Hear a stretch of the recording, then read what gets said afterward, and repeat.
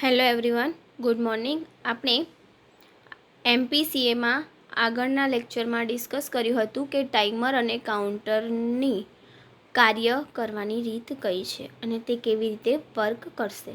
કાર્ય તરીકે કેવી રીતે આપણે ટાઈમર અને કાઉન્ટરનો ઉપયોગ કરીએ છીએ.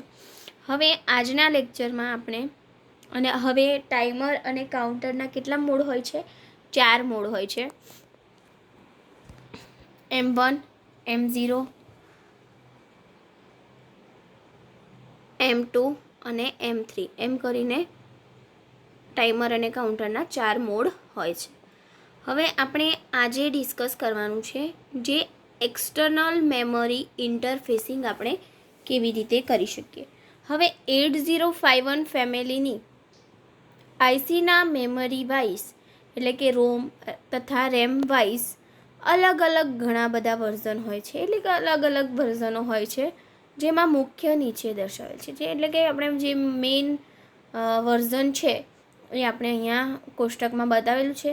હવે ફીચર્સ જે કે ઇન્ટરનલ રોમ શેમાં હોય છે તો 8031, 8051, 8751 અને 8951 જે આટલા વર્ઝનો છે, જેમાં મેઇન મોસ્ટ આઈએમપી વર્ઝન છે. હવે ઇન્ટરનલ રોમ શેમાં આપેલી હોય છે તો ઇન્ટરનલ રોમ 8051, 8751 અને 8951માં હોય છે. 8031માં ઇન્ટરનલ રેમ હોતી નથી. નેક્સ્ટ છે એક્સટર્નલ રેમ બાઇટ. હવે ઇન્ટરનલ રેમ 128 એટલે કે બધા જ પ્રોસેસરમાં ઇન્ટરનલ રેમ આવેલી હોય છે. ટાઈમર્સ કેટલા યુઝ થયા છે તો બધામાં જ 2 યુઝ થયા છે. ઇનપુટ આઉટપુટ પિન 32 યુઝ થઈ, 32નો ઉપયોગ કરેલ છે. સિરિયલ પોર્ટ્સ બધામાં 1 હોય છે અને ઇન્ટરનલ ઇન્ટરપ્ટ સોર્સિસ 6 હોય છે. એટલે કે આ જે છે એના ફંક્શન અને ફીચર્સ છે. હવે ખાલી 8031માં ઇન્ટરનલ રોમ આવતી નથી, બાકી બધા જ માઇક્રોપ્રોસેસરમાં ઇન્ટરનલ રોમ હોય છે. હવે આ ઉપરાંત માર્કેટમાં ઘણા બધા પ્રોસેસર, ઘણા બધા કંટ્રોલર અવેલેબલ છે. અલગ અલગ વર્ઝન રોમ, રેમ, સાઇઝ, ટાઈમર સંખ્યા, ઇન્ટરપ્ટની સંખ્યા, ઇનપુટ આઉટપુટ પિનની સંખ્યા, વીસીસી વોલ્ટેજ જરૂરિયાત પ્રમાણે અલગ અલગ, એટલે કે આપણે જે વેલ્યુના જોઈતા હોય, જેટલી સર્કિટ, જેટલા પણ રેમની જોઈતી હોય, જેટલી સાઇઝ, ટાઈમર કેટલા યુઝ થયેલા છે, જેટલા બી આપણે જે પ્રમાણેની જરૂરિયાત હોય એ પ્રમાણે આપણે અલગ અલગ ખરીદી શકીએ છીએ. હવે આપણે અહીંયા બેઝિક ઇન્ટરફેસિંગ કરવાનું છે. 8051 બેઝડ સિસ્ટમ ડિવાઇસ કરનારને તથા પ્રોગ્રામને આપણે ઇન્ટરનલ રોમ અને રેમ ઉપરાંત રોમ તથા રેમની જરૂર અનુક્રમે monitoring program, data read write કરવા માટે પડતી હોય છે. એટલે રોમ અને રેમનો ઉપયોગ આપણે શા માટે કરીએ છીએ કે મોનિટરનો જે પણ પ્રોગ્રામ હોય તેને, તે જે ડેટા હોય એને વાંચવા અને લખવા માટે તેની જરૂર પડતી હોય છે. હવે એક્સટર્નલી 8051માં ફેમિલીની આઈસી સાથે ઇન્ટરફેસિંગ કરવાની થાય છે. એટલે કે આપણે ઇન્ટરફેસિંગ કોની સાથે કરીએ છીએ? એક્સટર્નલ ડિવાઇસ સાથે, 8051 ફેમિલીની આઈસી સાથે. આઈસી મીન્સ એક નાની જેવી ચીપ હશે, એને આપણે આઈસી કહીશું, જે હું અત્યારે સમજાવીશ. હવે આપણે એક એક્ઝામ્પલ લઈ લીધું છે કે આપણી પાસે 8031નું એક માઇક્રો કંટ્રોલર છે અને તેની સાથે આપણે 16 કિલોબાઇટની EPROM તથા 8K રેમનું ઇન્ટરફેસિંગ દર્શાવેલું છે. હવે અહીંયા તમે જોઈ શકો છો રાઇટ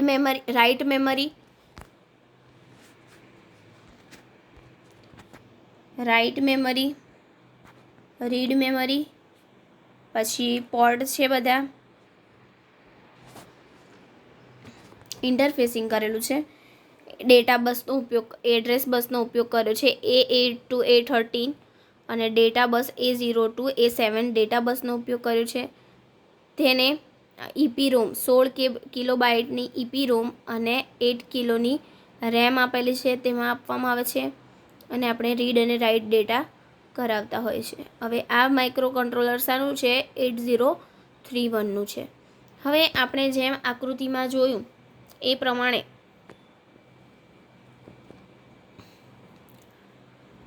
8031નું છે. હવે આપણે આ બરાબર સમજીએ કે ઇન્ટરફેસિંગ કેવી. આપણે જે 8031 આપણે શાનું માઇક્રો પ્રોસેસરનો ઉપયોગ કર્યો છે? માઇક્રો કંટ્રોલરનો. કયા માઇક્રો કંટ્રોલરનો ઉપયોગ કર્યો છે? 8031. તો હવે 8031માં ઇન્ટરનલ રોમ આવતી નથી, એટલે કે ઇન્ટરનલ કોઈ રોમ આવતી નથી. અને જો આપણે એનો પ્રોગ્રામિંગ એક્સટર્નલ EPROMથી કરવામાં આવે છે અને એમાં સ્ટોર કરવામાં આવે છે, એટલે આપણે એની સાથે એક્સટર્નલ EPROMને કનેક્ટ કરેલું છે અને જે પણ પ્રોગ્રામ હશે એ તેમાં સ્ટોર કરવામાં આવશે અને તેનો આપણે 8031નો ઉપયોગ કરવાનો રહે છે. એટલે એ 8031નો ઉપયોગ કરીએ તો આપણે એમાં એક્સટર્નલ રોમની જરૂર પડે છે, એટલે આપણે એની સાથે EPROMને કનેક્ટ કરી છે. હવે આ માટે એક્સટર્નલ SS પિન, હવે આ જે એક્સટર્નલ રોમનો ઉપયોગ કર્યો એના માટે આપણે એક્સટર્નલ SS પિનને પણ આપણે ગ્રાઉન્ડ કરવાની રહેશે, જે આપણે અહીંયા ફિગરમાં દર્શાવેલી છે કે એક્સટર્નલ SS પિનને આપણે શું કર્યું છે? ગ્રાઉન્ડ કરી દીધી છે. હવે ત્યારબાદ આપણે જોઈશું તો EA મતલબમાં external SS pin input pin છે, એટલે કે એમાંથી આપણે ઇનપુટ લેતા હોય છે અને તે કનેક્ટેડ હોવી જ જોઈએ. અને હવે એ જે છે તે એને ગ્રાઉન્ડ સાથે કનેક્ટ હોવી જ જોઈએ. જો એક્સટર્નલ રોમ ઉપયોગમાં લેવાની હોય તો ગ્રાઉન્ડ સાથે અને તેમાં ન હોય તો VCC સાથે કનેક્ટ હોય. એટલે હવે આપણે 8031માં ઇન્ટરનલ રેમ નથી, માટે આપણે કઈ રેમનો ઉપયોગ કરવાનો છે? એક્સટર્નલ રેમનો ઉપયોગ કરવાનો છે. માટે EA એટલે કે એક્સટર્નલ SS પિન જે હોય છે એને ગ્રાઉન્ડ તથા VCC સાથે બંનેમાંથી એક સાથે જોડેલી હોવી જરૂરી છે. હવે PSENની વાત કરીએ આપણે તો PSEN એ આઉટપુટ પિન છે. PSEN શું છે? PSEN એ જે તમને અહીંયા દેખાઈ રહ્યું છે, PSEN એ આઉટપુટ પિન છે. હવે એ આઉટપુટ તેનું ફૂલ ફોર્મ છે પ્રોગ્રામ સ્ટોરેજ એનેબલ, એટલે કે કોઈ પણ પ્રોગ્રામને સ્ટોરેજ કરવા માટે PSENનો ઉપયોગ કરવામાં આવે છે અને PSEN જે છે જે આઉટપુટ પિન છે. હવે 8031 આધારિત સિસ્ટમમાં PSEN પિનને એક્સટર્નલ EPROM સાથે આઉટપુટ એનેબલ પિન સાથે કનેક્ટ કરવામાં આવે છે. હવે જે આ PSEN છે એ કોની સાથે કનેક્ટ કરવામાં આવે છે? જે આઉટપુટ છે PSEN એ એક્સટર્નલ રેમ સાથે તેને કનેક્ટ કરવામાં આવે છે EOE પિન સાથે, એટલે કે આઉટપુટ એનેબલ સાથે કનેક્ટ કરવામાં આવે છે. હવે જે માઇક્રો કંટ્રોલરનો આઉટપુટ જે PSEN દ્વારા ક્યાં મળશે? એક્સટર્નલ રોમમાં મળશે અને એની સાથે કનેક્ટ કરવામાં આવે છે.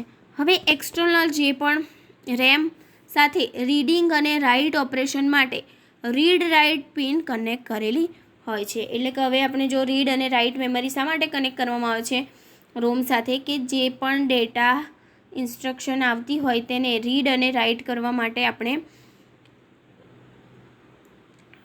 રીડ અને રાઇટ સિગ્નલનો ઉપયોગ કરતા હોય છે. હવે વાત કરીએ પોર્ટ 0 દ્વારા રચાતી લોઅર ઓર્ડર એડ્રેસ તથા ડેટા બસ મલ્ટીપ્લેક્સ હોય છે. એટલે પોર્ટ માટે એટલે પોર્ટ 0ની વાત કરીએ છીએ કે પોર્ટ 0 શું છે અને તેનું વર્ક શું છે? તો પોર્ટ 0 એ લોઅર ઓર્ડર એડ્રેસ અને ડેટા બસ મલ્ટીપ્લેક્સ હોય છે. એટલે કે ડેટા મલ્ટીપ્લેક્સ એટલે કે અલગ અલગ ડેટાનો ઉપયોગ કરેલો હોય છે. તેથી એડ્રેસ અને ડેટા બસને અલગ કરવા માટે 373 લેચ તથા માઇક્રો કંટ્રોલરનો ALE પિનનો ઉપયોગ કરવામાં આવે છે. હવે અહીંયા શાનો ઉપયોગ કર્યો છે કે જે પણ આપણને આઉટપુટ મળશે જ્યારે આપણે 8031 દ્વારા આપણે કોઈ પણ પોર્ટ મૂકવામાં આવે છે ત્યારે આપણે શાનો ઉપયોગ કરીએ છીએ ALE પિન ઉપર સિગ્નલનું લેવલ હાઈ છે કે લો છે તે આપણને બતાવશે. હવે જેથી આપણે કેટલા લેચનો ઉપયોગ કર્યો છે 373 લેચ. એડ્રેસની વેલ્યુ પોતાના સ્ટોર કરી એટલે કે પોતાનામાં જે પણ એક્સટર્નલ રોમ હશે તે પોતાનામાં સ્ટોર કરી અને આઉટપુટ તરીકે આપણે એનો ઉપયોગ લઈ શકતા હોય છે. હવે ત્યારબાદ વાત કરીએ તો તુરંત જ ALE સિગ્નલ એટલે જે પણ ALE સિગ્નલ છે એ આપણને મળી જશે. હવે એ જે પણ સિગ્નલ આપણને મળે છે ALEનું સિગ્નલ એનું લેવલ કેવું હોય છે લો થાય છે અને લો થવાથી ત્યારબાદ જે પણ આપણે પોર્ટ 0નો ઉપયોગ કરીએ છીએ જે બાય ડિરેક્શનલ ડેટા બસ તરીકે કાર્ય કરે છે. એટલે કે પોર્ટ 0 એક શાના વડે કામ કરે છે બાય ડિરેક્શનલ એટલે કે બંને બાજુ ડેટાને ટ્રાન્સફર કરવા માટે આપણે પોર્ટ 0 કાર્ય કરે છે. તો આ થઈ ગયું આપણું interfacing of external memory. External memory સાથે આપણે ઇન્ટરફેસિંગ કેવી રીતે કરવું જોઈએ. તો આપણે એકવાર ફરીથી રિવાઇઝ કરી લઈએ કે મતલબ માર્કેટમાં ઘણી બધી આઈસી ઘણા બધા રૂમ અલગ અલગ વર્ઝન વાઇઝ મળે છે. હવે એમાંના મોસ્ટ આઈએમપી વર્ઝન છે તે હું અહીંયા તમને સમજાવું છું કે મોસ્ટ આઈએમપી વર્ઝન છે 8031, 8051, 8751 અને 8951 જે મોસ્ટલી પ્રોબેબલ માર્કેટમાં અવેલેબલ છે. હવે 8031માં જ ઓનલી ઇન્ટરનલ મેમરી હોતી નથી, બાકી બધામાં ઇન્ટરનલ મેમરી રેમ હોય છે, રોમ પણ હોય છે, ટાઈમર્સ, પિન બધું જ એક સરખું હોય છે. હવે ઇન્ટરફેસિંગ કર્યું તો ઇન્ટરફેસિંગ પણ આપણે બેઝ ડિવાઇસ મતલબમાં અલગ અલગ વર્ઝનના જેમ કે આપણે જેટલા રેટિંગની જરૂર હોય જેટલી પિનની જરૂર હોય એ રીતે આપણે માર્કેટમાંથી અલગ અલગ રીતે ખરીદી શકીએ છીએ. હવે ઇન્ટરફેસિંગ પણ આપણે જોઈ લીધું. હવે એમાં આપણે માઇક્રો કંટ્રોલરનો ઉપયોગ કર્યો છે 8031 માઇક્રો કંટ્રોલરનો ઉપયોગ કર્યો છે એટલા માટે આપણે 8031માં ઇન્ટરનલ મેમરી ન હોવાને કારણે આપણે એક્સટર્નલ મેમરી EPROMનો ઉપયોગ કર્યો છે. હવે એ EPROMને આપણે પીસેન એટલે કે એનું જે માઇક્રો કંટ્રોલરનું આઉટપુટ છે તેને આપણે OE સાથે કનેક્ટ કરેલ છે અને OE સાથે કનેક્ટ કરેલ છે અને રીડ અને રાઇટ મેમરીનો ઉપયોગ પણ કરેલો છે જે આપણને કોઈ પણ ઇન્સ્ટ્રક્શન વાંચવા અથવા તો લખવા માટે ઉપયોગી છે. અને પોર્ટ જે છે તે બાય ડિરેક્શનલ બસ છે, બંને બાજુ ડેટા ટ્રાન્સફર કરે છે. તો આ થઈ ગયું આપણું interfacing of external memory. Thank you.